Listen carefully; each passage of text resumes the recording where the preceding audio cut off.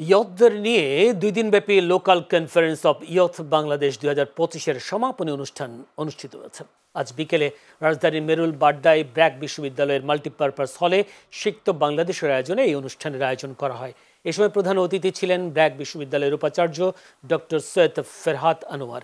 এতে বিশেষ অতিথি হিসেবে উপস্থিত ছিলেন ব্র্যাক বিশ্ববিদ্যালয়ের রেজিস্ট্রার ডক্টর ডেভিড ডাউল্যান্ড, বায়ুমানের পরিচালক জিয়াউল হক, সুইডেন দূতাবাসের ফার্স্ট সেক্রেটারি নাইভোকা মার্টিনেস ব্যাকস্ট্রোম সহ অন্যান্যরা। আমরা আমাদের জায়গা থেকে সর্বোচ্চ চেষ্টা করছি, বাট আমরা আশাবাদী যে আমাদের যারা নীতি নির্ধারকরা আছে তারা ইউথদেরকে এখন অনেক স্পেস দেওয়ার চেষ্টা করে এবং ইউথদের কথা শোনে।